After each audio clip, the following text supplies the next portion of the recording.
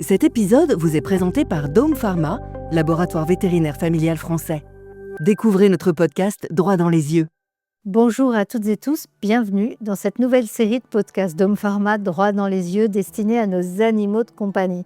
On va parler de leur regard, de leurs yeux, mais en particulier de l'œil sec. Et bien oui, ce n'est pas neutre comme problème.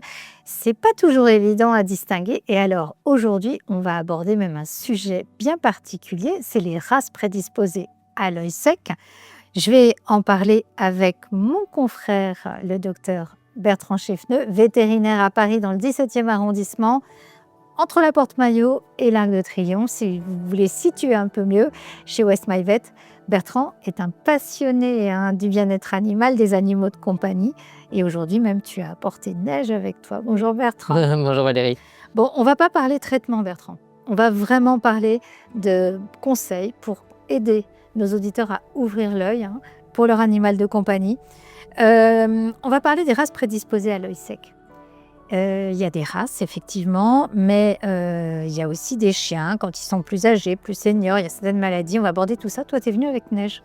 Alors, je suis venu avec Neige, j'ai pas vraiment choisi la race flagrante pour la sécheresse oculaire, mais bon, c'était celle que j'avais sous la main aujourd'hui avec moi à la clinique. Donc, Neige, on peut dire que c'est une petite mamie, une petite... ça commence à devenir un petit chien senior, elle a 8 ans, donc du coup, elle a passé le cap, effectivement, du chien vieillissant. Bon, un petit bichon, donc Neige. Et pour Neige, tu as déjà eu le problème d'œil sec parce qu'elle n'est pas prédisposée. Alors, c'est pas une race prédisposée, alors ça ne veut pas dire qu'elle ne peut pas avoir quelque chose. Véritablement, un œil sec est une pathologie liée aux yeux et à la sécheresse oculaire, non. Mais dans certaines situations, avoir des yeux qui sont un peu secs parce que j'ai été beaucoup à la plage ou des choses comme ça avec elle, oui. D'accord. Bon, alors, on va évoquer ensemble les animaux les plus à risque. D'abord, je voudrais parler des brachycéphales. Donc, ça vous parle, ce sont les carlins, les bulldogs français, les bulldogs anglais, shih tzu. Enfin bon, il y a plusieurs races possibles.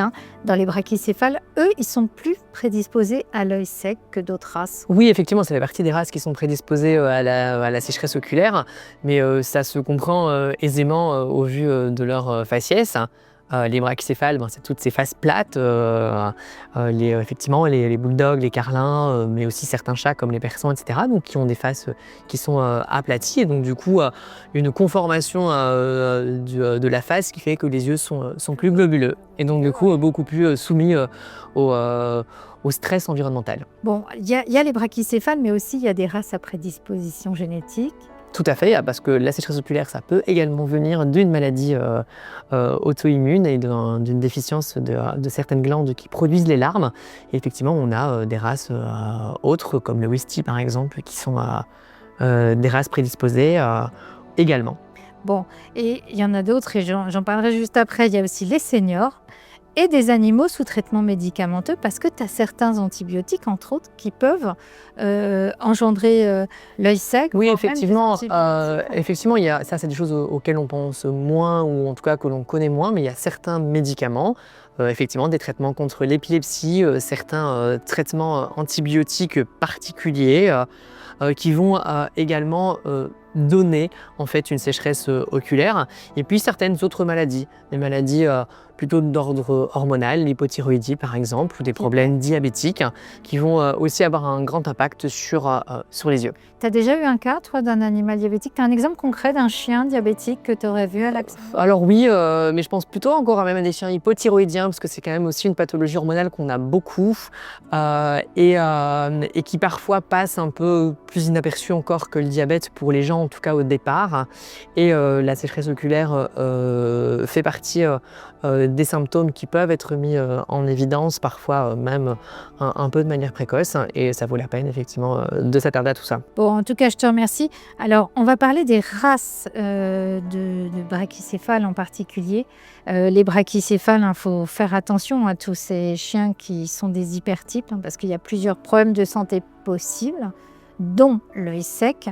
On parlait de facteurs de prédisposition. Tout à l'heure, tu m'as parlé des yeux plus globuleux, mais il n'y a pas que ça. Effectivement, donc les brachycéphales et les hypertypes, il faut faire une toute petite différence. Il y a plein de races brachycéphales. L'hypertype, c'est la la race brachycéphale qui a été poussée à son extrême, et ça devrait être vraiment interdit. Mais effectivement, toutes ces races vont être plus exposées à justement des stress environnementaux ou d'autres problèmes, parce que l'œil est globuleux, on a une face qui est plate, donc on va avoir effectivement la cornée qui est beaucoup plus exposée aux différents, au climat, aux poussières, voire à d'éventuelles petites blessures ou des choses comme ça. Ils ont même un déficit de sensibilité de la cornée qui fait qu'ils produisent moins de larmes. Voilà, alors c'est vrai que ce sont des races qui ont tendance à avoir une production lacrymale qui est moindre, et donc du coup ça vient encore augmenter le risque oculaire. Oui, alors si on dit ça devrait, les hypertypes, il faut vraiment s'en méfier fortement et y faire attention, c'est pas au contraire, c'est pour le bien-être animal qu'on le dit. Oui, quand on dit de toute façon l'hypertype, c'est effectivement pour le bien-être animal. Alors là, l'œil sec, sur les hypertypes, c'est un détail, d'accord. Oui, il y a des choses bien plus beaucoup graves. plus graves qui font que pour ces chiens, c'est pas une vie de vivre avec la conformation qu'on leur a imposée dans l'évolution de la race. Donc en tout cas, c'est vrai qu'ils ont une morphologie faciale et une exposition qui est accrue de la cornée. C'est pour ça que ces chiens dont on parlait tout à l'heure, le carlin, le shih tzu, le bulldog français ou anglais, ils ont une prédisposition à avoir un œil sec. Un œil sec, et puis après, leur conformation fait que ça ne sera pas une prédisposition, mais ils ont un danger accru à avoir en plus des blessures oculaires qui et puis effectivement, quand on regarde bien leurs yeux, et je vous invite à regarder leurs yeux de façon même encore plus prononcée, c'est qu'ils ont une moins bonne couverture en fait de l'œil par les paupières. L'œil est beaucoup plus globuleux, la peau est beaucoup plus tirée, ils ont un lifting de base, donc du coup effectivement. Donc tu fais bien l'œil globuleux, c'est vrai que les auditeurs t'entendent mais ne peuvent pas te voir, mais en tout cas effectivement. Il y a aussi le cavalier King Charles, il y a aussi le Westie, il y a aussi le cocker qui sont plus... Ouais, alors le cavalier King Charles, on peut aller le mettre dans les races brachycéphales parce qu'il y a toute une série de cavaliers King Charles qui ont vraiment, et le King Charles et certains cavaliers King Charles qui ont vraiment aussi ces yeux très globuleux. Mais effectivement, le cocker ou le Westie qui ne sont pas des brachycéphales ont eux une prédisposition génétique à cela. Et donc ils ont une prédisposition même d'ailleurs à produire moins de larmes à travers de maladies auto-immunes qu'on peut voir. Et comme tu le disais tout à l'heure, il y a aussi chez le chat le persan. En fait, de toute façon, peu importe que ce soit un chien ou un chat, la sécheresse oculaire peut arriver chez tous. Mais effectivement, on a aussi dans les races de chats, des chats qui sont réputés brachycéphales, et notamment le persan. Donc on va avoir les mêmes problèmes qui vont se présenter. Alors on a souvent des pet parents, comme on dit, des propriétaires de chiens ou de chats qui viennent nous voir en clinique et qui nous disent parfois comme signe au niveau de ses yeux, ah mais il a l'air triste ou il est vieux. Il y a pas mal de signes comme ça qui te sont rapportés. Oui, en fait, c'est souvent des détails qui sont exposés lors de la discussion avec les propriétaires, où on parle du regard sans avoir encore vu l'animal particulièrement.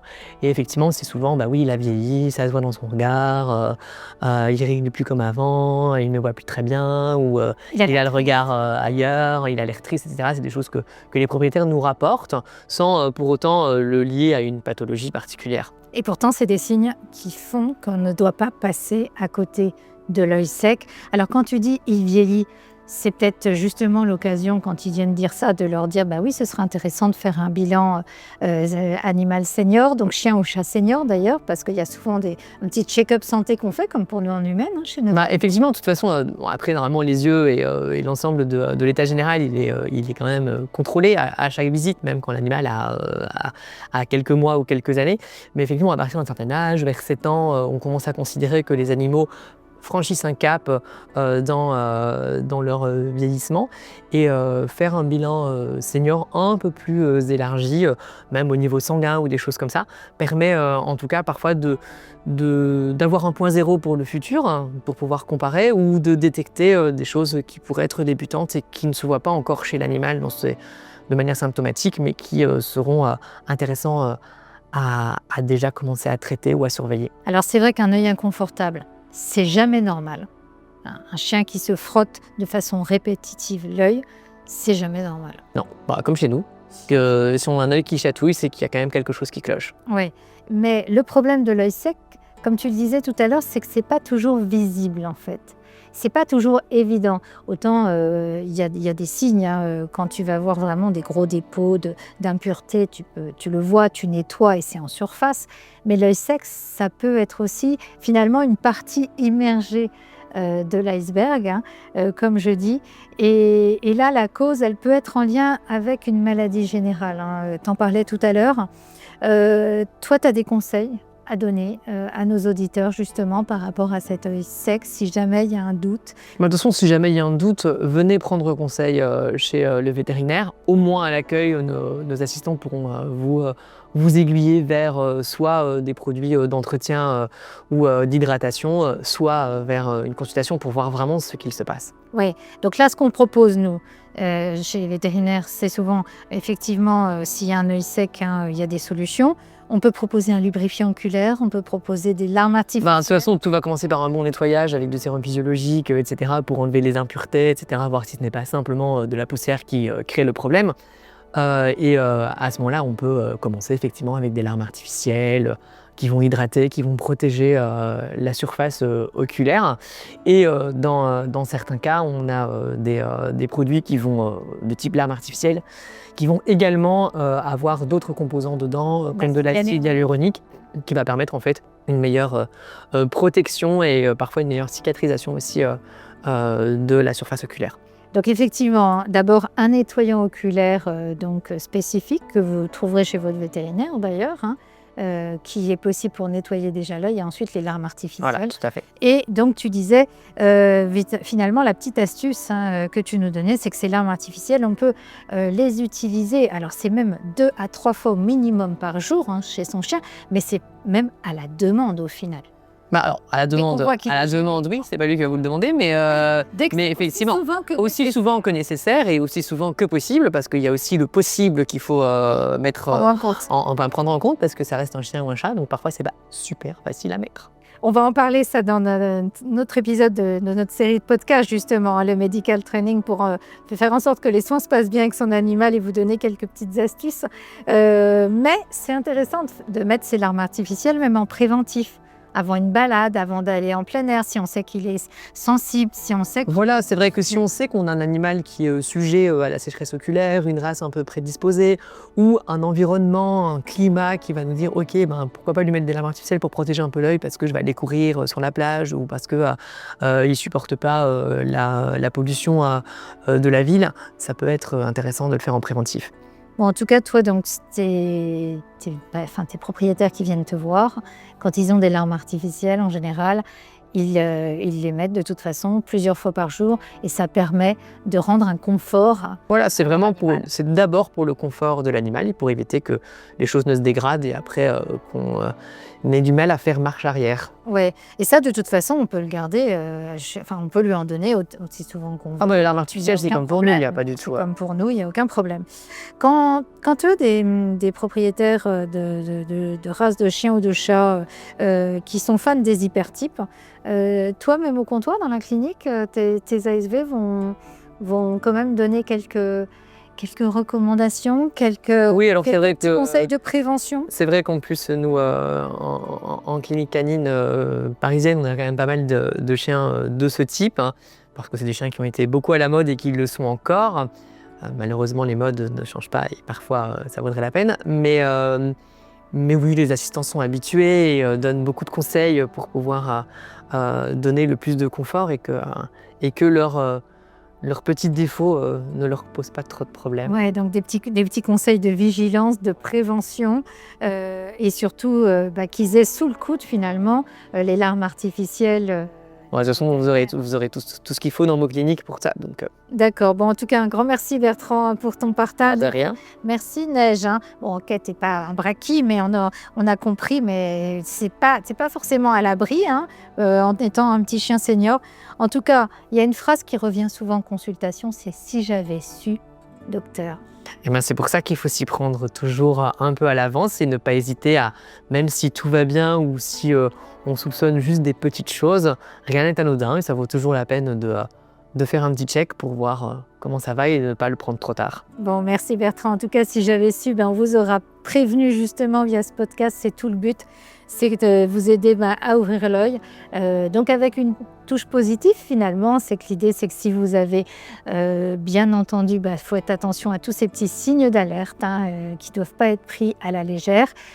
Et les larmes artificielles, ça existe aussi pour nos animaux de compagnie. Donc, demandez conseil à votre vétérinaire, c'est utile. Et puis, suivez tout simplement cette série de podcasts donc sur le site domepharma.fr et sur l'ensemble des plateformes de podcasts. Vous y apprendrez plein de conseils utiles pour le bien-être de vos animaux de compagnie et surtout pour garder l'œil ouvert. Allez, à bientôt. Cet épisode vous est présenté par Dome Pharma, laboratoire vétérinaire familial français. Découvrez notre podcast Droit dans les yeux.